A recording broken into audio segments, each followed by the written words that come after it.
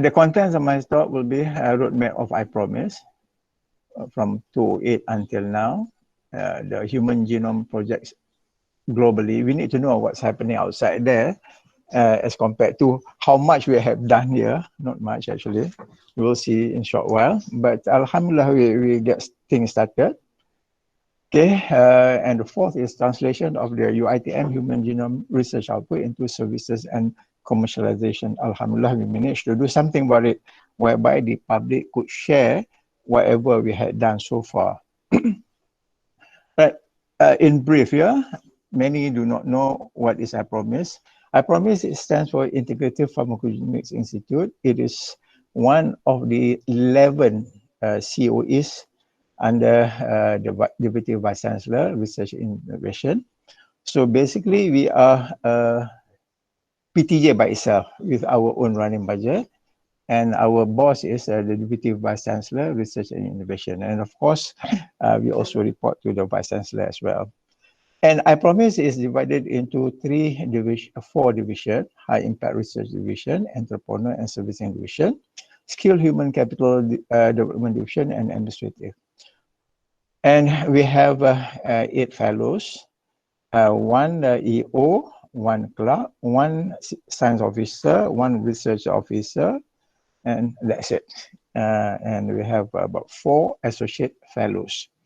And the High Impact Research Division is divided into 4 centers: Integrative Systemic Biology Center, Non-Destructive Biomedical Pharmacy Research Center, Integrative Microbiology and Parasitology Center, and the Bioinformatics Center.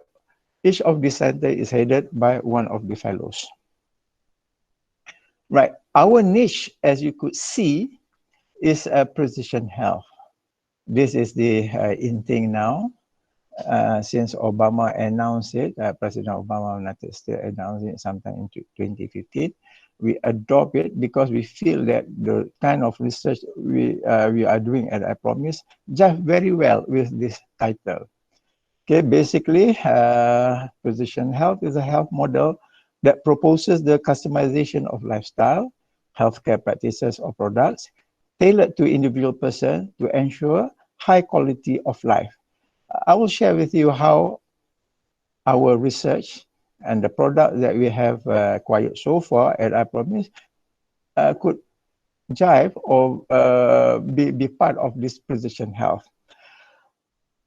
There's a lot that I want to share, but because of the 1 hour time frame, I will share with you some of the research output. Yeah.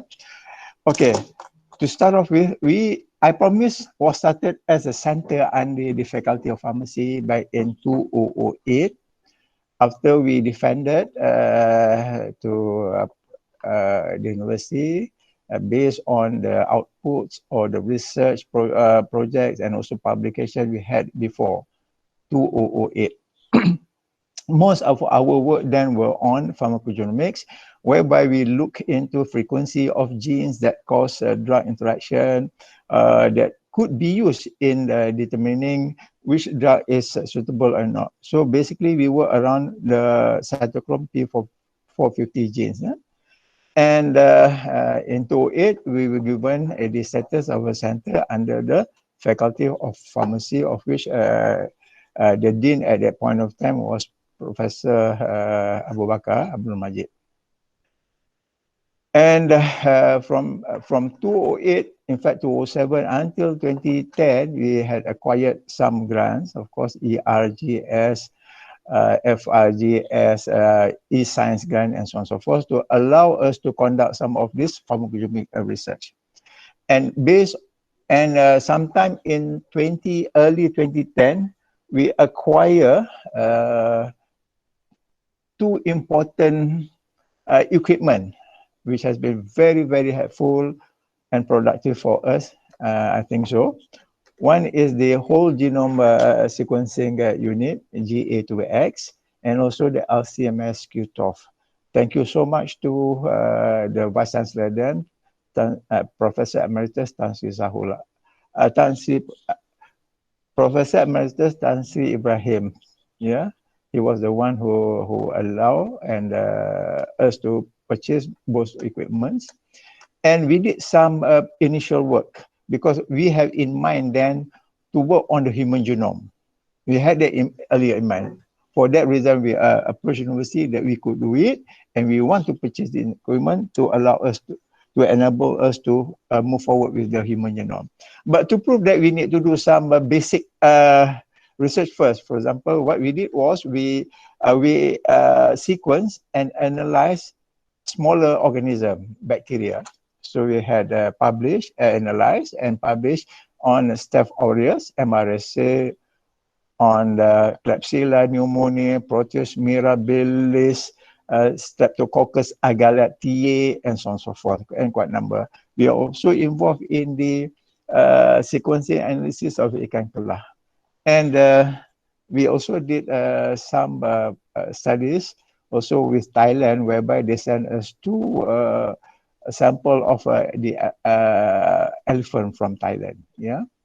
And based on what our achievement then, Malaysian Biotech Corp, Malaysian Biotech, now it's under Malaysian Economic Corporation,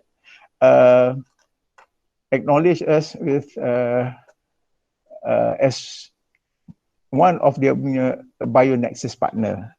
Altogether, there are about 52 centers of BioNexus, but 4 were chosen as the research center, BioNexus Research Center, 2 of which came from our lab, which is the Integrative System Biology Unit, which works on metabolomy, and the whole genome analysis unit.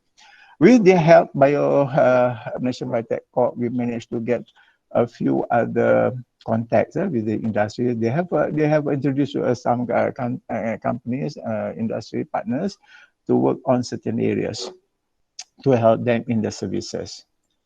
And we also managed to get 633,869 from Malaysian Biotech Corp to allow us to buy a server and a few high-end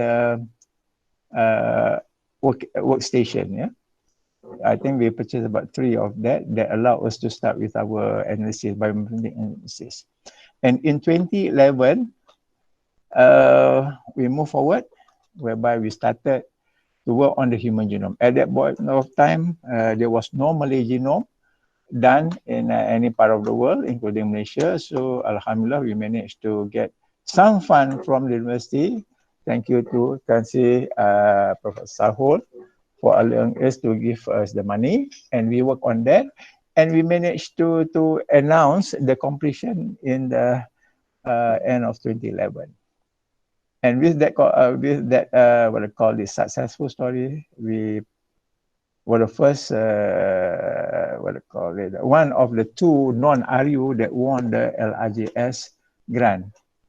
And UiTM was head, one of the program head for one of the LRJS grant, which is the Evolutionary Genomics of Orang Asli. Okay, and the grant that we obtained for the LRJS is valued 8 million.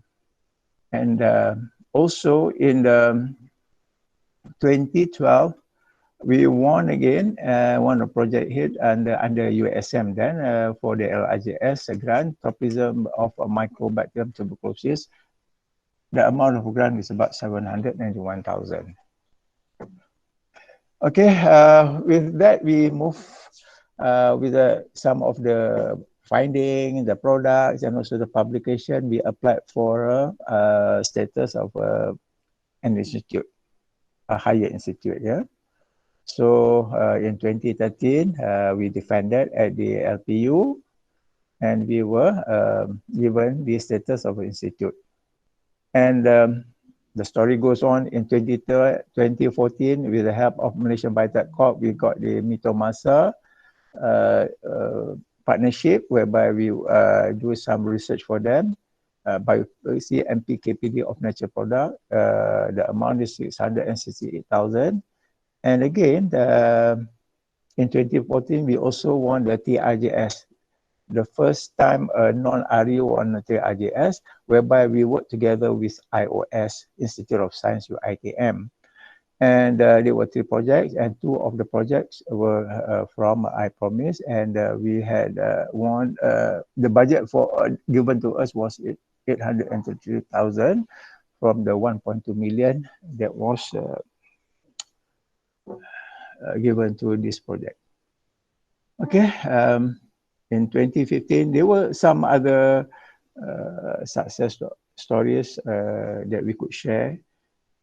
In 2016, again, we were given another project under USM, LRGSTB. As you know, the first project finished in 4 years, but the 2016, they were awarded a second one, continuation of the first one. Then in 2017, we completed the LRGS Orang Asli Genome.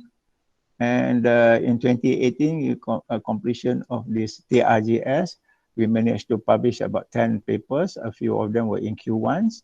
And we managed to file a patent for 10 compounds under this THAILAND project. And in 2019, based on the products and also some of the results that we have obtained, which we feel that it will be very useful and has the potential of commercialization, we set up a company called Zaki Biotech Sdn Bhd. And in that year or so, one of our fellows collaborated with YSP Industry, which bring in a money amount of 124,000. And in 2019, we managed to set up the zebrafish facility, which could further improve our human genome project. Yeah, there's a lot that we need to find. Okay, in 2020, what's in 2020? We had just sequenced 20 isolates of COVID-19. Sometime next week, we'll be running another 20, inshallah. So we have started to analyze. We have downloaded about 7,000 whole genome of COVID, and the story will go on. I think there will be some interesting result, because at this point of time, we have seen about more than 20 mutations in the COVID-19, which hopefully will be very useful later on for diagnosis, coming out with vaccine, and so on and so forth. Right, let's look briefly on the human genome projects globally. I have only 1 hour to share with you, so I will cut down many of this, sharing with you part of our work. Yeah, basically the human genome project is a prediction, or in a simple manner, looking into the future of a person or individuals. Okay, the Human Genome Project was an international research effort to determine the sequence of human genome and identify the gene that it contains.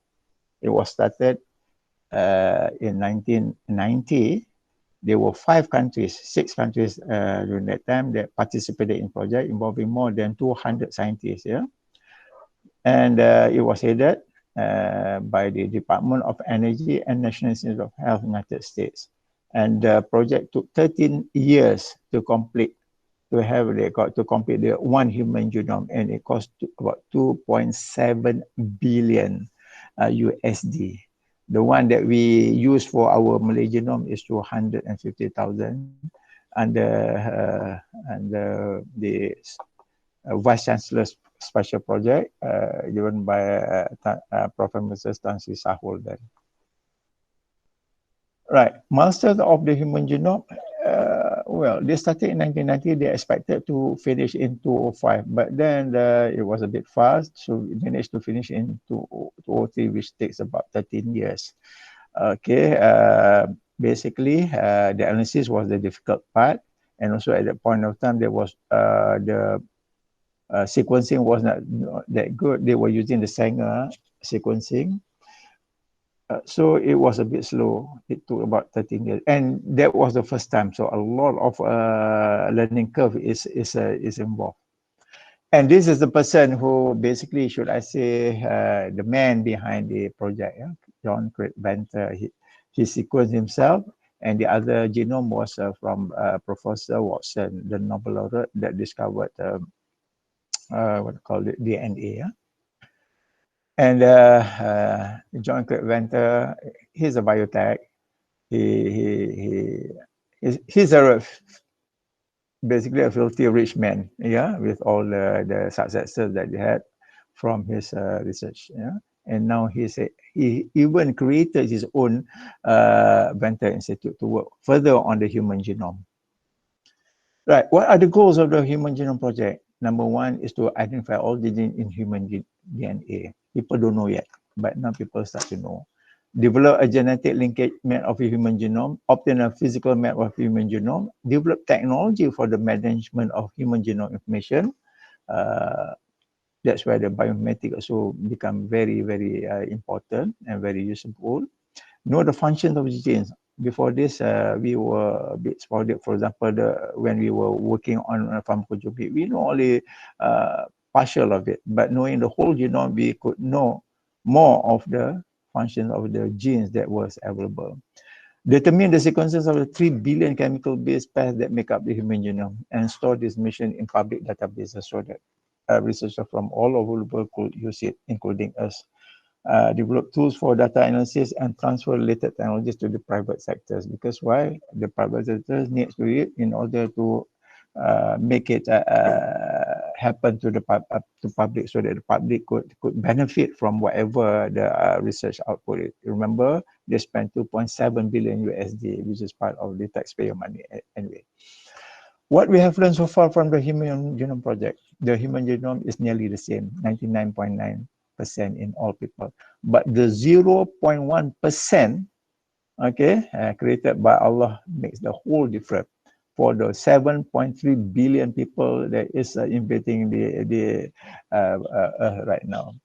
Only about 2% of human genome contain genes, which are the instruction for making. At that point in time, when they found it, they said it's only 2%. But we know that Allah don't create things for nothing, because now people are starting to know more and more. So people around the globe is working high and low to know more of the genes. Yeah, humans has an estimated have an estimated 25,000 to 30,000 gene function. Of more than half of them are known now, which is quite true. There are a lot more. I will share with you in a short while on our own genome. The function of more than half of them are known. Almost half of all human proteins share similarity with other organisms, underscoring the unity of life. Meaning that the protein that was expressed in humans and in animals, in plants, there are some of them are similar, and of course there are some that are different. About 75% of human genome is said to be junk. Because why?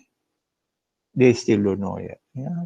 For that point of time, they call it junk, but now people are, as I said earlier, people are learning more and more. How different are we? Okay, an individual genome differs from the DNA of sibling by 1 to 2 million bases. So basically, 99.98% identical with coding region of 99.99% identical. Okay, that was the sibling, 1 to 2 million bases. Unrelated human by 6 million bases. Chimpanzee, people said we are quite close. Chimpanzee, actually, we are different by about 100 million base pairs. From the baboons, by about 300 million base pairs. Mice is even more, 2.8 billion bases, and leaf spinach from the leaf about 2.9 billion bases. Yeah.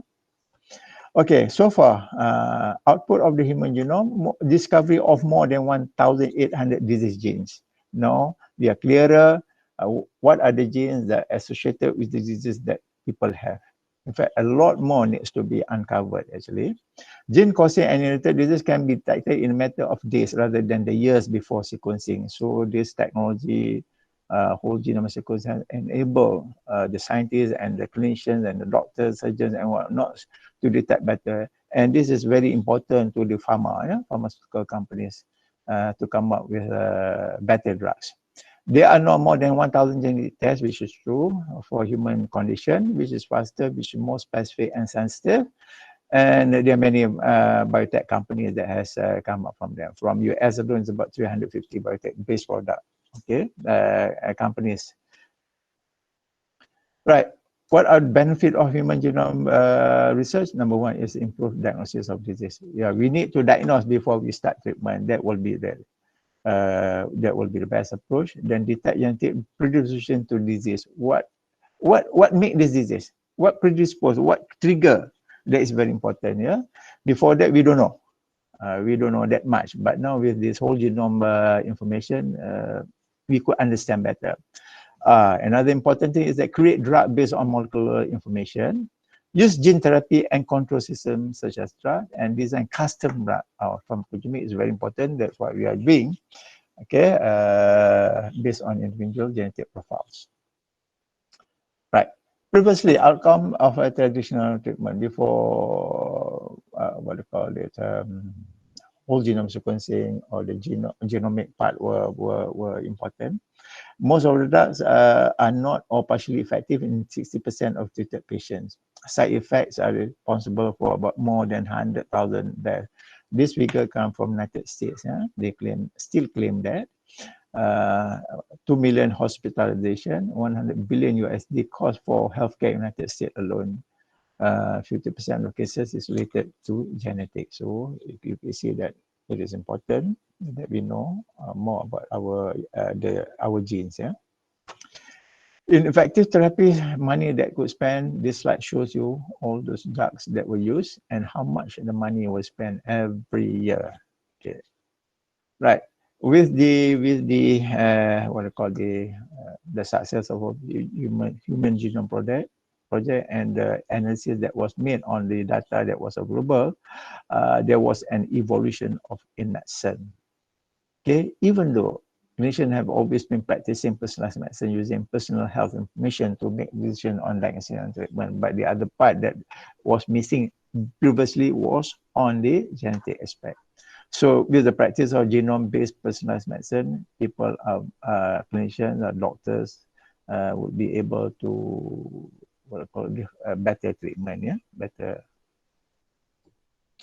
Okay, now from human genome, you move to precision medicine, and now President Obama has said that we need a precision health because what precision medicine basically you're confined to people who are sick. Then you are giving medicine or treatment based on the people who are sick. But we need to prevent this if possible. Huh? We need to prevent. So we need to work on around the precision. That is our aim. So together with a few other places which we shown here, UiTM, through I Promise, inshallah, embark on this project on this purpose. Right, with the success of human genome, there are more than 100,000 genome project that was done in UK. Yeah? In UK, they have sequenced 100,000 of their population to understand better, to see at the disease risk and so on. Basically, they are building databases. They are building databases that allow them to handle this health better. What about in Malaysia? Have we done that? Of course, we have not done yet. And we hope that such thing project needs to be done in Malaysia as well. Knowing the fact that there are so many ethnics in Malaysia. Yeah. Okay, Japan is another one of the countries that participated in the first human project. And they have gone quite aggressively. They have this biobank for Japan, whereby they have genetic data for 170,000 of their people population. And with the data, then only the machine learning or AI, artificial intelligence, is very helpful. If you want to work in health without a proper, good genomic data, AI is not useful. So we need to build our data. Or if Malaysia was to practice that, we need the data. We need the genetic data, whereby we need more than what people are doing. We need more than what we are doing right now. And this is the way Japan is doing. They are going quite aggressively. And the data that they have, besides being used by the artificial intelligence scientists, they are also being shared with other people outside, yeah, to help come up with better this. And Korean sequenced their first genome in 2005. Okay, in 2005, and it was announced in 2005. And based on one genome, now they have moved to 1094 Korean personal genome with the same intention or with the same objective. That is to have a better understanding of the genetic risk, drugs, and so on and so forth, in order to build a healthy nation.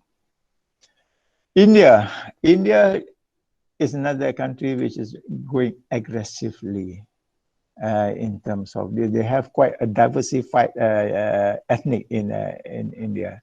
Okay, and in India alone, the project is based on a cooperation of 20 institutions under them, including the Indian Institute of Science and some ITs. Yeah, and their aim is to sequence about 10,000 Indians, of the population with different ethnic to understand better the disease and to come up with a better healthcare, better drugs, and so on and so forth. Right. Now look at Thailand and Singapore. Thailand has never sequenced any of their but they are far ahead than us now. Okay. Singapore, yes, they sequence 100 Malay genome and they publish the same time like we published in 2013. Now Thailand and Singapore has joined effort, and they come up to build genome facility in the Eastern Economic Corridor. And they spent about 2.2 billion USD in order to achieve this objective or this task. Everything is for the sake of health, yeah. So that they want to build a better nation, a more healthy nation. That's why they took it up. And also Thailand has approached China to work on some genome. So basically they are going quite aggressively in terms of this genome work. And besides all this personal genome project, there are also athlete athlome project consortium whereby they look for marker for athlete performance. China sequenced all their athletes before they were selected, final selection. Okay, they sequence, they know the potential of each athlete before they finally chose them for the for the Rio Olympic in 2018, and for that reason China was second. Probably, no, I'm saying it's definite. Probably they performed better and they were second after United States. This what they call it, sequencing of athletics has been done by United States, been done by all those advanced countries, and in fact, football club such as Bayern Munich, Chelsea, Manchester United, and so on and so forth. Right. So looking globally, these are the countries that are very actively involved with this human genome. United Kingdom have finished the 100,000. Switzerland, they have started, I think they have finished also their project. They spent about 69 million USD. France as well, they spent about 670 million euro. Estonia, surprisingly, okay, they work for 100,000 of their individual. Finland, Denmark, Turkey went on for 1 million of their population to understand better the genetic makeup. Australia, Japan, Qatar have been working with United States especially to come up with this project. Brazil, Saudi Arabia, I think about 1 million people or so. United States, of course, you cannot deny them. So hopefully one fine day, Malaysia could take up this project and we worked better for the people. Okay, what about UiTM Human Genome Project? Malay is said to be the major population of Southeast Asia. For that reason, we at IPROM thought that there will be a good opportunity because there was no Malay genome at that point in time. All the drug treatment and so on were based on those information published in these journals by the Western, yeah. But we have not really looked into the Malay, which also reside in quite a number of parts of the world, in Cambodia, Thailand, Madagascar, and so on and so forth. Right, and in 2011, we finished up the project. Okay, it took about 3 months, about 6 months, 3 months plus analysis and so on and so forth to get it up. Everything was done in our lab. We did not send anybody outside for training. except there's a group of Indian scientists. They came here for about 10 days to validate, because we need the data to be validated before it was published, because what we call the journal that we send wants the data to be validated, because there was no previously there was no any what we call paper or published information on the whole genome. Yeah, SNPs banyak. There were a number of SNPs, yeah, from UKM, USM, quite a number of this, but whole genome was not there. So the journal requested someone or a group of scientists to validate our data.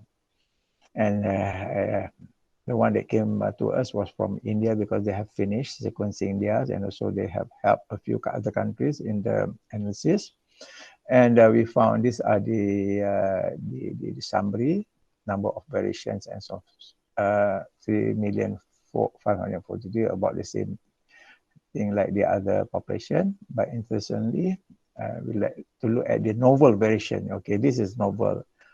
At that point of time, about 898,000 novel variation. What does it mean? It means that this novel variation was not seen when we compared with the other population that was already finished and uploaded on the NCBI databases. Meaning that, okay, the Malays have some unique variation which we need to study. We need to study what does this variation do for this subject, or for the ethnic Malay. And this is the pipeline that we set up and we use in order to achieve our analysis. And based on the what we call announcement, it was announced in a few papers and also in the television, alhamdulillah, and it was said to be the first Malay genome in the world. But to be honest with you, there was another group from Singapore that spent more than 10 billion US Sing dollar to sequence about 100 Singapore. But they did about the same time. So UiTM and National University Singapore did sequence and announced at the same time. And US have surrendered, or not surrendered actually, had given us the genome of 98 of the Malays that they sequenced for us to work further. Alhamdulillah. Thank you to them with a single cent of charge. The only thing they need to do is that just acknowledge them in their paper. Okay, as I said earlier, the work which we finished in December 2011 was published in the PLOS One sometime in 2013. They took about 1 year to go through because we have to upload the data in the database, in the database that we have, and also at India, because the one that we had in at the UiTM that point of time was unstable. After 2 weeks, they could not retrieve, or they could not come get accessible. So we have to upload in India, hoping that before this thing was published. Huh? Okay, what does the paper tell? The paper tells about, besides those variation, novel variation, and so on and so forth in there, and so on and so forth. We also describe in the paper on the accessibility and protection to disease based on genomic data, diabetes, schizophrenia, prostate enlargement, based on this individual Malay, yeah? Telomere duplication, which is also important in longevity, and we also move forward for the pharmacogenomic traits. Okay, if you see is systemic pharmacogenomic analysis, so this is using whole genome, looking into pharmacogenomic aspect. So this is a proof of concept for personalized medicine. Okay, and people accept it well. So basically, knowing the whole genome, we could explore more than that. Remember, the whole genome is the should I say, the book of a person. Everything is there, yeah, to know about the person. Their intelligence, what they will be, what sort of drug is suitable for them, what sort of exercises, what sort of food, and so on and so forth. So basically, it's a walking book. Right. besides those things, the genome is unique as more than 100 novel variations were identified, as I told you earlier. And when we compare with the other, what we call, this is part of the result, yeah? When we compare the other individuals, Chinese, Indians, and so on and so forth, these are the variation that we saw and we shared, yeah? You could see that you could get the paper easily to read further, yeah, if you wish to know. And we also look into the what would be the effective diet and toxic diet. Basically, this genome, even though it's only one, it is a representative of the Malay ethnic to a certain extent. Of course, we need to do more. Okay. In 2015, this gentleman, Professor Stephen Oppenheimer, came over to our lab because he knew that we were working on the orang asli, the whole genome of orang asli. Professor Stephen Oppenheimer is a pediatrician who is very much interested in archaeology and also anthropology.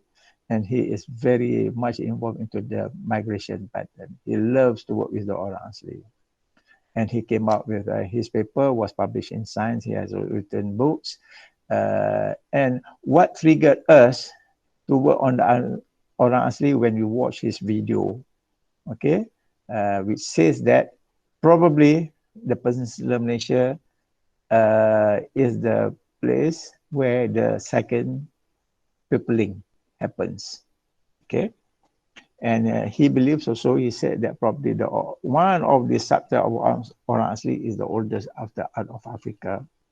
So with that, and that point of time, the LRJS came out, we decided to sit down and write the proposal for LRJS, and love you one. Okay, wow, this is a bit long. Actually, I don't have much time. Basically, according to his theory, about 100,000 years ago, oh, this is a long story, 160,000 years ago, okay, the African origin moved out, yeah. There are 4 groups of them that move out down south, and they move 3 groups in Africa itself, and the other group move eastward. Okay, and they pass through, to cut the story short, actually I have cut the one that passed through what we call it, India. There was an eruption of Mount Toba that caused more than a lot of people die. Okay, what happened was, according to the anthropology and archaeology, they said that they could not find any remnants or artifacts. Normally when these people, they travel, they have their own tools and livings and so on and so forth.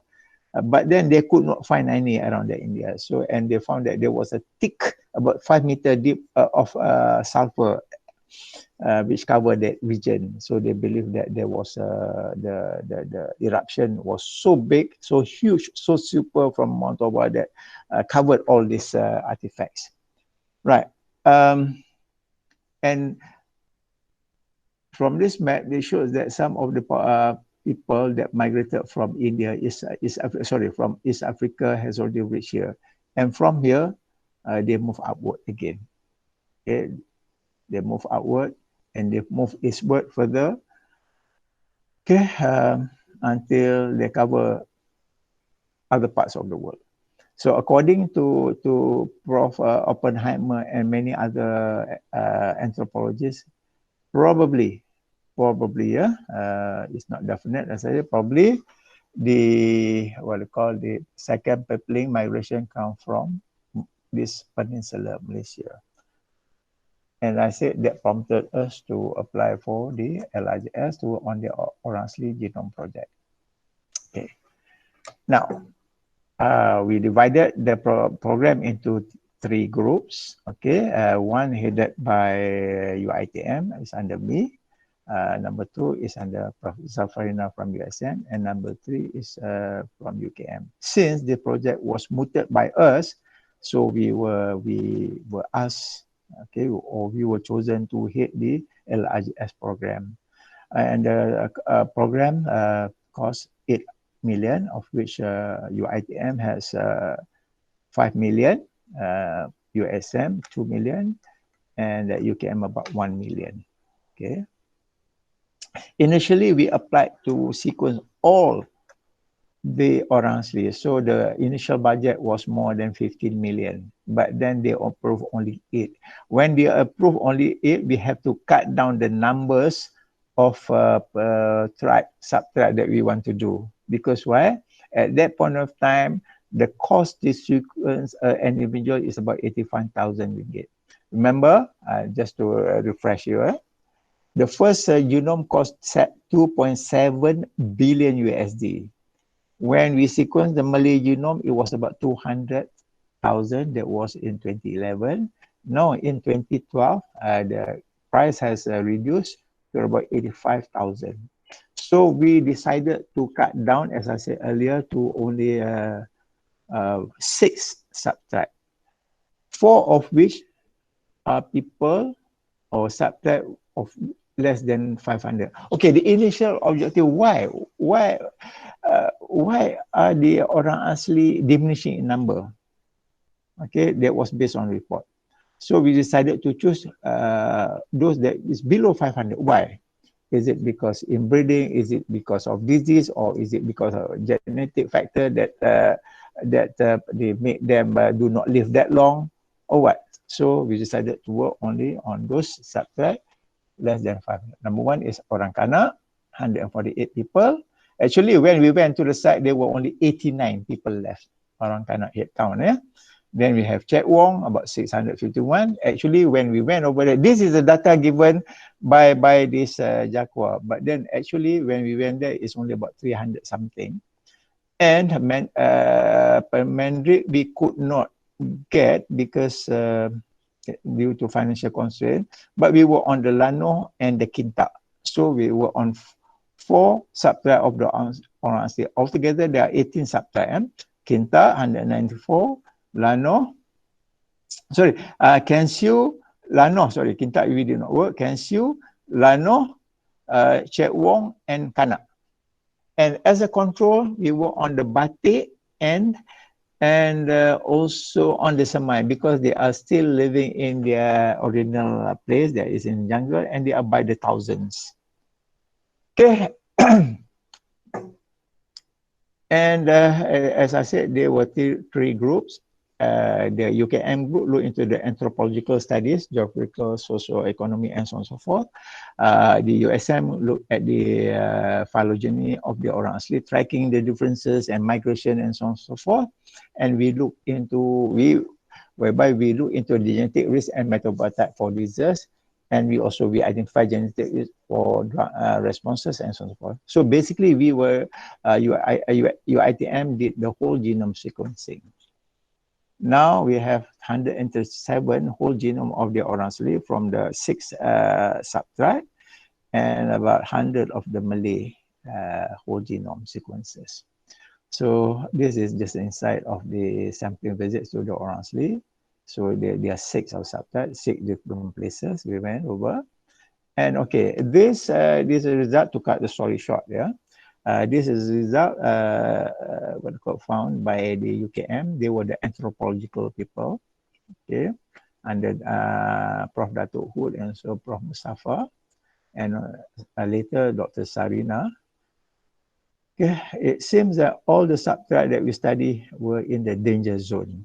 Okay, the danger zone in terms of sustainability index. Human, social, financial, physical, natural, and cultural, all are within this zone in the red area, which shows that are quite dangerous. Okay, these are a few of some of the articles or publication that we publish based on the output of the orang asli. We look into this. These are what we publish from UiTM. Okay.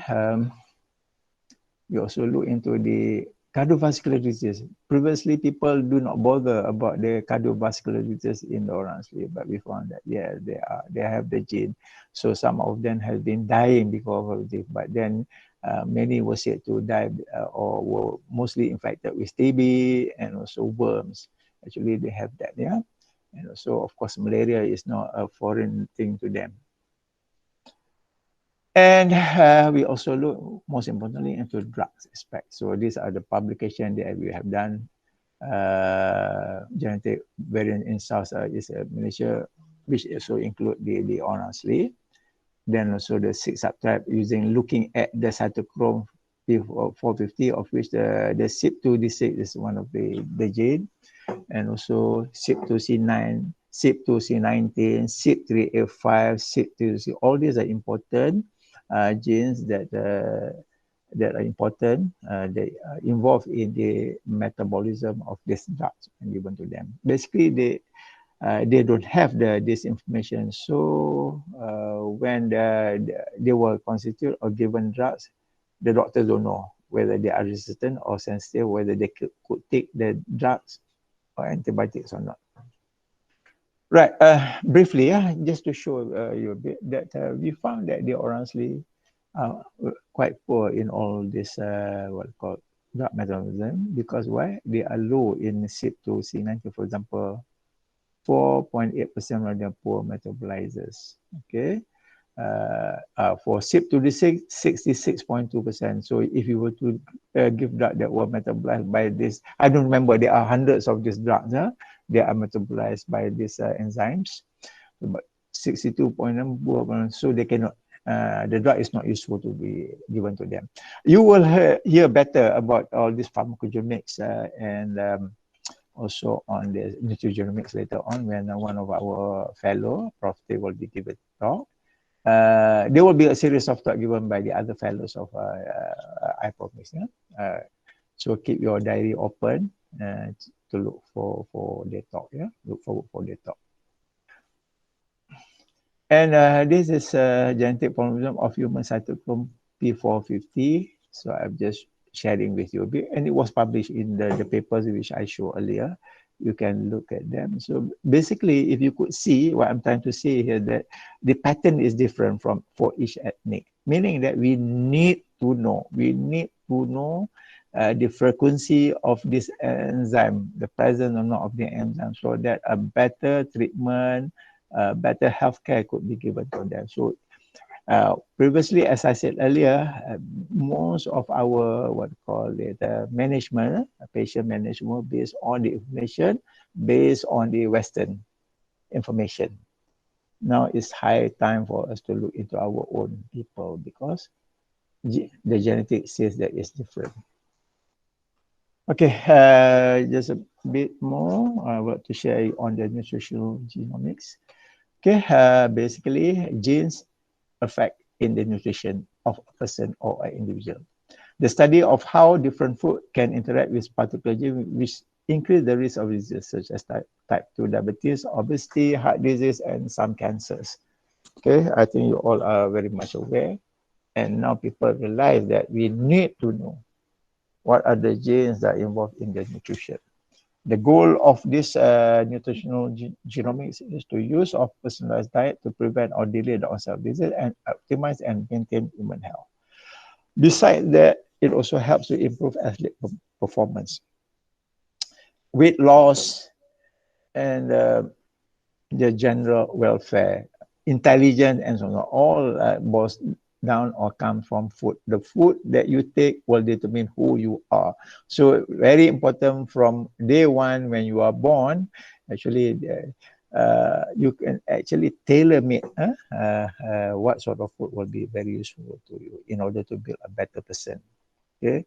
If you could see that there are many companies that took up, or pharmaceutical companies, food companies that have made use the information of whole genome or genetics information to the advantage. How about nation in the country? Who are the players? We need to increase the number of nation players more.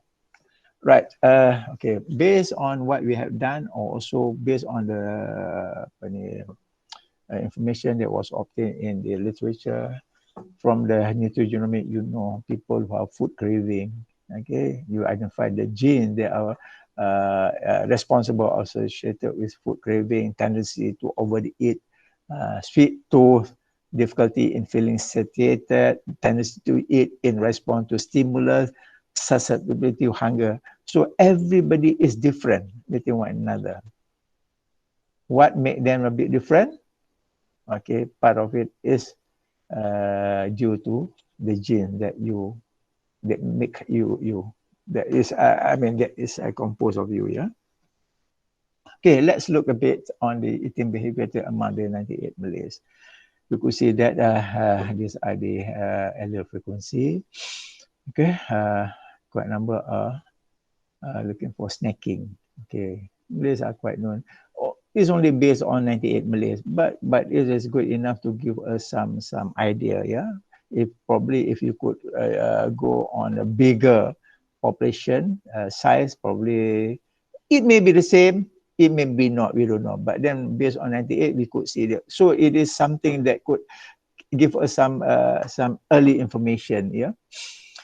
Tendency to overeat, is that the reason why nation is said to be a bit obese, a country with a high frequency of obesity? Is that so?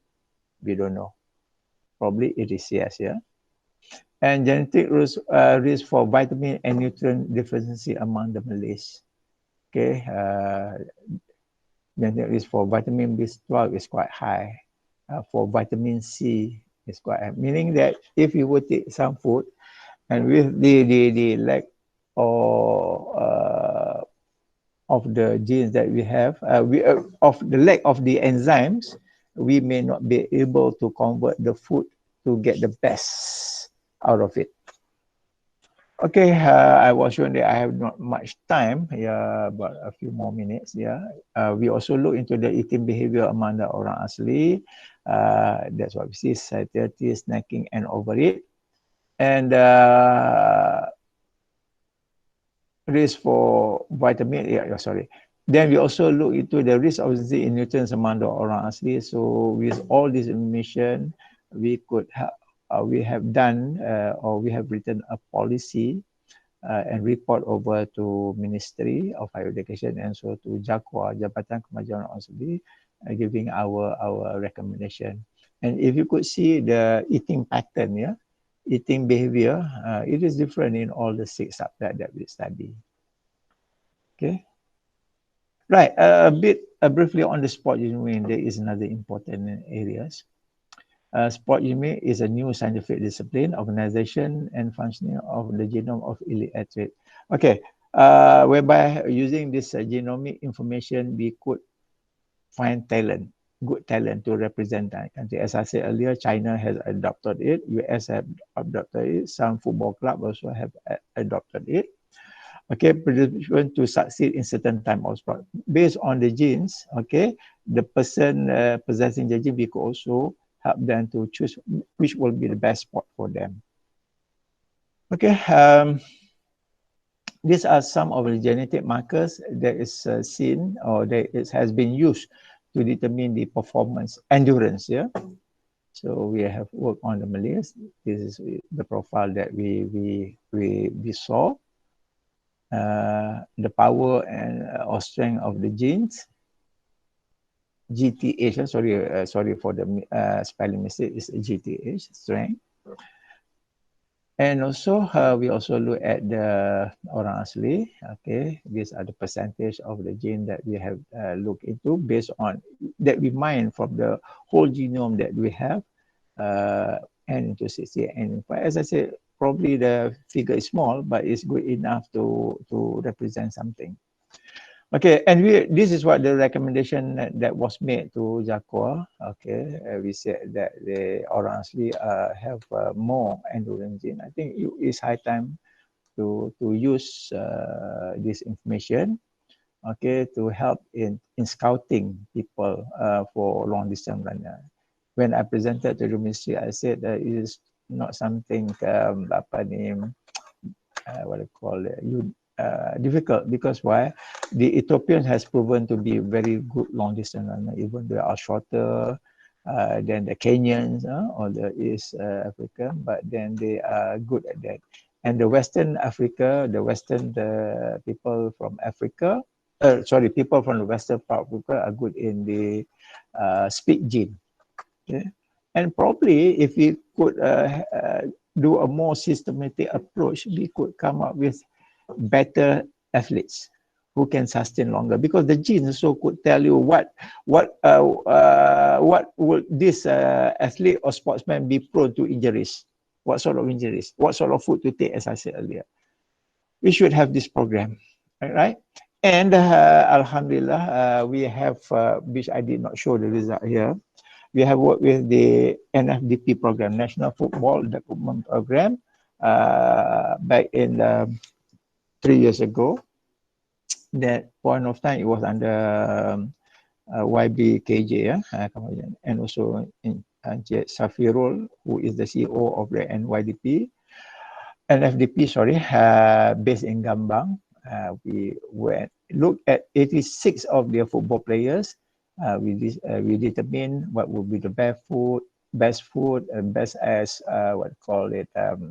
whether they have the sports speed gene or the endurance genes, what will be the best exercise, and so on and so forth. And Alhamdulillah, under 14 came out number 1. Under 18, I think they were champion as well. So these are something which hopefully we could be used or practice more in future. And we are still mining the whole genome of the Malayan animals to learn more about them. Okay, genetic variation is the ultimate public health problem. So the answer to this is to do next generation sequencing. Hopefully, the price will go down, because why people said that it will go down to 1,000 USD maybe. So knowing with 1,000, I think more people will be beneficial. Probably it could also be sponsored by the government, yeah. So this is a timeline. So from 2008 to 2010, what we have done, we come up with all this genotyping tests, and from 2010, 2011, we finished this bacterial ikan kela, the Malay Genome Project, and that allow us to win the Orang Asli project. And from 2016 to 2025, these are the things that we are doing: Nutritional Genomics, Sport Genomics, Diabetic Genome Project, Zero Stress Project, which is ongoing, Cognitive Performance Project, which is ongoing. We also started to mine the genome for longevity, intelligence, drug design, which we are doing, computational modeling for the drug, nanotechnology using nano in drug delivery, which we are doing in our lab under Prof Wong, targeted drug delivery, and so on and so forth. Right? So to build a better younger generation, this will be the approach, a multi-pronged approach which involves genome, microbiome, epigenomes. Okay, the last part, and the last part of my talk is on the translation of the human genome, research output into services and commercialization. Okay, Alhamdulillah, in 2019, we set up a company named as Zaki Biotech Sdn Bhd. Okay, it was established on the 9th of January 2019. It's a startup company by a company of researchers at the University Technology Mara. The scope of this company is to take up wherever there is research and successful at IPROMIS in terms of genome analysis, personal DNA test. Okay, from the genome, we have come up with genotyping test, which is very, very much cheaper. Targeted genotyping test, which is much cheaper. Okay, then we also do bioequivalent analysis, compound identification, metabolomic analysis, toxic studies. We are also coming up with some cosmetic product. Hopefully sometime by end of this year or next year, we should be launching it out through Zaki Biotech Sdn Bhd. Okay, some of the personal genome tests that we have done. Okay, a blueprint for predicted disease risk, personalized drug, personalized nutrient, exercise with weight management, personality, sport talent, and the platform that we use for this personal genome test are whole genome sequencing, exome sequencing, or SNP array ASA. So this is available at I promise at Zaki Biotech Sdn Bhd. Yeah, this is a new one. We have customers already that have sent over, so we are running the second batch. By ASA, the Asian Screening Assay. Unfortunately, in this assay, we have it was The assay consists genes from the other population, Chinese, the Japanese, the Korean, and so on. But the Malays punya gene belum ada lagi. So hopefully from this we can also one fine day contribute more. But then, as I said, quite a number of them are sharing. Yeah, there are about 600,000 of the SNPs. Okay, this is what we have developed at I Promise, and now being what I call it commercialized or serviced through Zaki Standard Mohd. For those who are interested for the nutrition test, we have gluten. Besides the whole genome or the exome sequencing, we have the gluten intolerant, lactose intolerant, caffeine intolerance, vitamin deficiency, and so on and so forth. So this will be the spot genomic that we have used for the what we call the NFDP project, and we are publishing. So we have submitted already two papers on the spot genomic based on what we have done so far. Okay, we have just submitted sometime last 2 weeks. Yeah, hopefully some good news will come out, inshallah. And okay, just to give you an idea of the report that we do when people send to us. Before, okay, we had so far done analysis for 40 people, mostly for the whole genome. This was before Zaki Biotech was set up. With that, what sort of, what do you call it? To me, a success juga. So we decided to set that company. And our customers came from China, Indonesia, Thailand, Philippines. So we had done for personal analysis for about 40 people, whereby we divided the report into 4 categories: nutrition and eating behaviors, fitness, health, and pharmacogenetic. These are the things that people want to know. So this is the sort of report that we give them: nutrition and eating behavior. These are the genes or the alleles or that they have, SNP that they have. This is the distribution. So commentary. Basically, we advise them. Okay, they could also look for further information in the databases that is available by just typing this what do you call it, this marker. Okay, fitness. So fitness, what would be the best sports? What would be the best exercise for them that fits their genes, and their gene will fit them. Okay, so health, what sort of disease that they may get. So they are informed much earlier. Okay, so this example, yeah, and of course this is another very important and very useful to quite a number of our customers. What would be the best drug for them if they had a certain problem?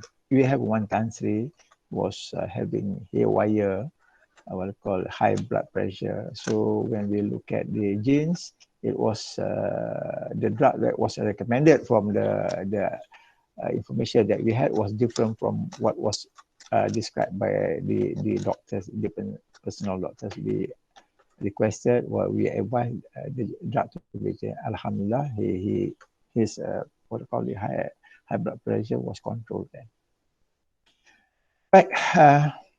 So for any information, for any query, do contact us. Yeah. Okay.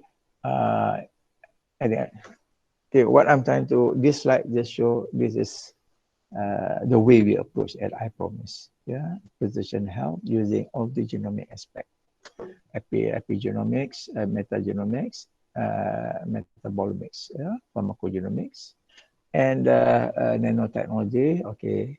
As I said earlier, Prof Wong will be talking on that. Prof Khadijah will be talking on the pharmacogenomic. Metabolomic will be delivered by Dr. Salleh. Okay, and metagenomics and microbiome, world kingdom of microbiota will be presented by Dr. Fakrul Zaman. And the use of zebrafish, yeah, use of zebrafish. Why zebrafish is important as a model to study many things. Yeah? Remember the 100,000 variations of the Malay, and I think 4 or 500,000 variations of novel version of needs to be studied, meaning that we had a long way to go. We need a lot more people, a lot more money to understand the functional genome of all these novel, and that will be answered by the zebrafish facility, which we set up sometime in 2018 and 2019. And Dr. Richard will be presenting to you what can we do with that. Okay, with that, I thank you to you all. Actually, we are just starting our journey. Prof. Zaki was talking about genome sequencing and doing tests. I assume that I know, but actually I don't. So basically, I think what is actually, it sounds like very good. Like you should do your test so that when you go for operation or when you manage your own medicine, I think that would be good, kan? So in what way would that be beneficial to an individual, Prof. Zaki? Meaning you go through this test so that I think like what you have gone through yourself, kan, because you know your genome. When you went for your operation, you can tell the doctors, what can and cannot do. So maybe you can explain so that I can also like make a decision to do sequencing. Thank you. Okay, boleh dengar from rumah? Okay. Boleh. Okay. Thank you for the question. Okay, now actually when you do this, you sequence, either you sequence the whole genome of yourself or the exome. Well, you know yourself better, as I said. Okay, in terms of food, in terms of exercise, whether you have this intelligent genes or not, you have this stress genes and so on and so forth, all those stuff. But then it is, when it comes to management of disease, it still needs the doctor, because the doctor will know better. Because while, let's say, if you have this enzyme gene that express this enzyme, there are many drugs that would be metabolized by these enzymes. So it is not only one drug, there are many drugs. So they would choose the best for you. Okay, what I mean the best is that the one that based on the presence of the enzymes. Number one is that the drug is available or not, whether the drug is cheaper than the newer drug. If the old drug is good, then it will be good. For example, myself, as you said, yes, I did sequence last time when I had the opportunity to sequence myself when I got this LRJS grant to compare, with the orang asli. The reason why I did sequence myself as well was as a standard, as a reference to compare with the orang asli. So were the other 10 people.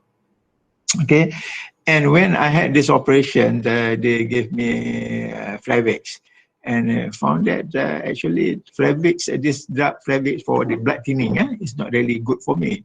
Aspirin is the better one. So aspirin is a very old drug. Okay, it's very much cheaper. So there is a way in helping me.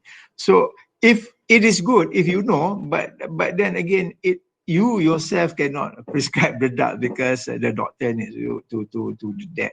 But with the report, with the knowledge of your whole genome too, or exome genome part of genome, when you go to the doctor, they can give you straight away without this is try and error thing. Sometimes you know that when you went to doctor say, okay, you cuba ini for 3-4 days or 5 days, come back to us. Yeah. Then if it doesn't work well, we try another one. Another good example is when we came up with the HLA-B 1502 punya genetic test. Yeah, that is meant for people with some psychological problem. Yeah, and the drugs are old drug, good carbamazepine, for example.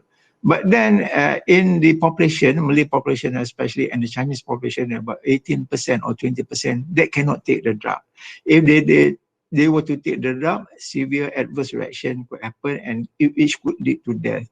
So we have been getting samples from some private hospitals, for example, Sunway, Ara Damansara, SJMC and so on and so forth, whereby they ask us to do this thing in order to help the patients. Yes. Now we are working with one group of pharmacists. They have set up a company whereby they want to help these younger people, younger children. So we had so far done for a few as a proof of concept, whereby these children will be sequenced using the ASA, which will be much cheaper than the whole genome. These all just like that genes on an array. The equipment is available at Zaki Biotech, and we will look into some of these intelligence genes, cognitive genes, and so on and so forth. Besides that, we also look into the other nutritional genes and so on and so forth. I think Prof has given the talk on that a few weeks ago at UCS, but she will be giving another one sometime on the 13th, kan, Prof?